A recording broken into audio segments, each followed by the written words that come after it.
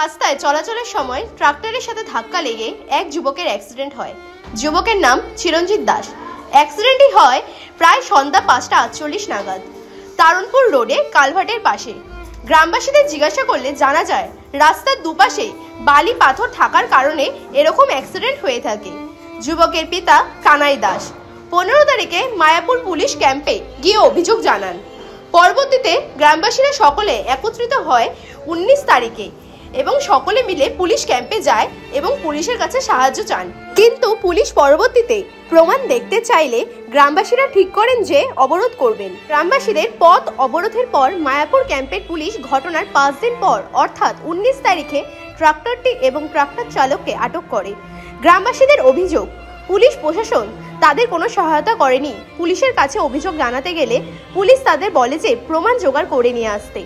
গ্রামবাসীদের কথার মাধ্যমে বোঝা যায় তারা পথ অবরোধ না করলে পুলিশ কাউকে গ্রেপ্তার করত না। তারা এও বলেন পুলিশ সব জানা সত্ত্বেও তাদের সাহায্য করেনি।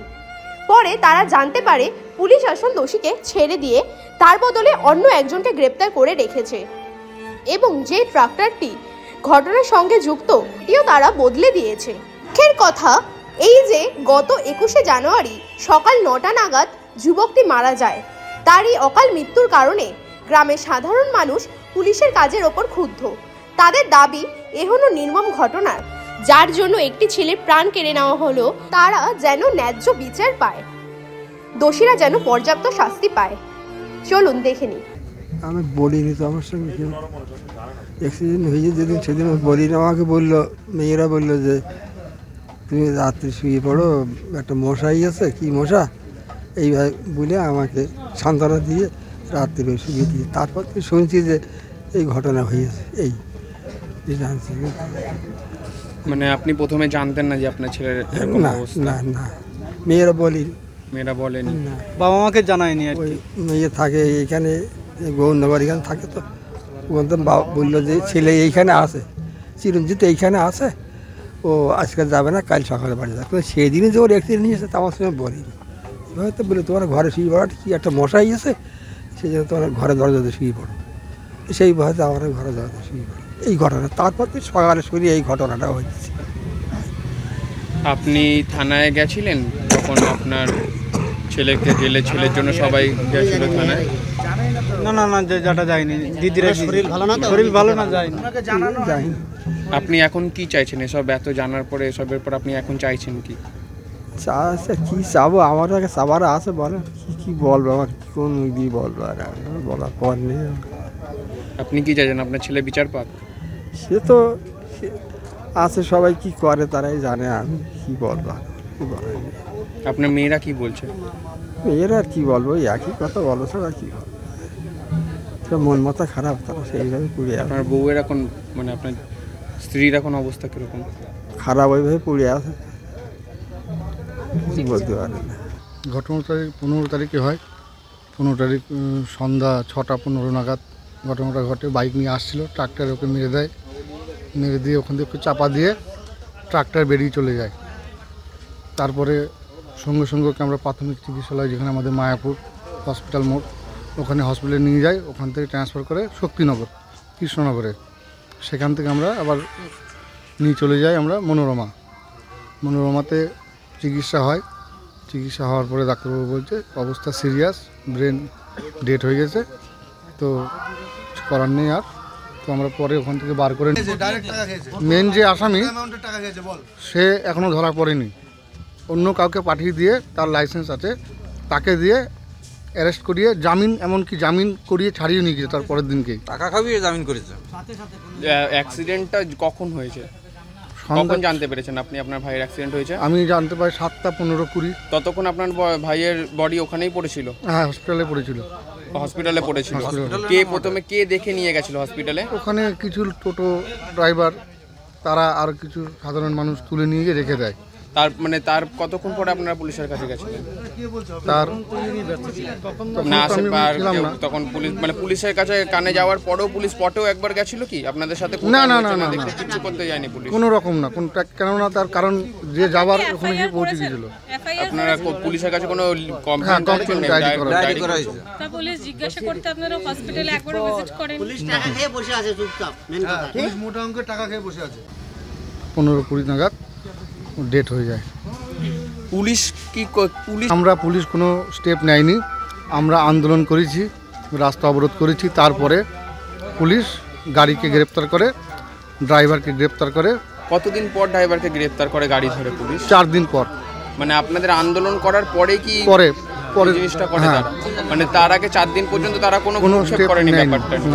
তার আগে ততদিন আপনারা মানে কাদের কাছে কমপ্লেইন জানানোর চেষ্টা করেছেন? পুলিশকে কমপ্লেইন জানিয়েছি, পুলিশ আমাদেরকে বলে সিসিটিভি ফুটেজ আমাদেরকে দিতে। ঠিক আছে, আমরা বলেছি যে আমরা কি করে দেবো, আপনার পুলিশ আপনারা স্টেপ আপনারা নেবেন। এইরকমভাবে গাফিলতি করেছে ওরা। পুলিশ কি বলেছে আপনাদেরকে? পুলিশ বলেছে আমরা দেখছি, সিসিটিভি ফুটেজ দেখবো তারপরে বলবো। সিসিটিভি ফুটেজ কি পুলিশ জোগাড় করেছিল না আপনারা জোগাড় করে দেওয়ার চেষ্টা করেছিলেন? আমরা নিজেরা প্রথমে ছোটাছুটি করে পুলিশ সেটা জোগাড় করার চেষ্টা করেনি। সেটা আপনারা পুলিশকে জিজ্ঞেস করতে যাননি কেন আপনারা এই জিনিসগুলো করছেন? বলছে তাহলে তোমরা আমাদেরকে দাও সিসিটিভি ফুটেজ। তখন আপনারা কেউ বলেননি যে আমরা যদি আপনাদেরকে প্রমাণ দিই তাহলে আপনাদেরকে কেন রাখা হয়েছে? সে কথাটা বলা হয়েছে যে তাহলে পুলিশ তখন বলছে সঠিক টাইম আসলে ঠিক দেখা যাবে, বলা যাবে এরকম। মানে 4 দিন পরেও পুলিশের কাছে সঠিক টাইম এসছে কিনা সেটা মনে হয়নি। পুলিশ বলছে তোমাদের আন্দোলন করার পরে এটা হয়েছে। আন্দোলন কবে করেছিলেন আপনারা? কবে করেছিলেন আন্দোলন? পরশুদিন আন্দোলন করা হয়েছিল। পরশুদিন আন্দোলন করেছিলেন। আর যে চাপা দিয়েছে যে ড্রাইভার, সে ড্রাইভার ছিল না, সে ছিল একজন লেবার, সে খালাসি, সেই চাপা দিয়েছে। তার ড্রাইভিং লাইসেন্স কিছু নেই। আর যে স্যালেন্ডার হয়েছে সে তার কাছে লাইসেন্স আছে বলে তাকে স্যালেন্ডার করিয়েছে। মানে আপনারা জানেন যে আমরা জানি অ্যারেস্ট করেছে সে দোষী নয়। না সে দোষী না। আর গাড়িটা মালিকের ধরা হয়েছে। গাড়িটা মালিকের ধরা হয়েছে। মানে গাড়িটা যার যিনি কোথায় থাকেন?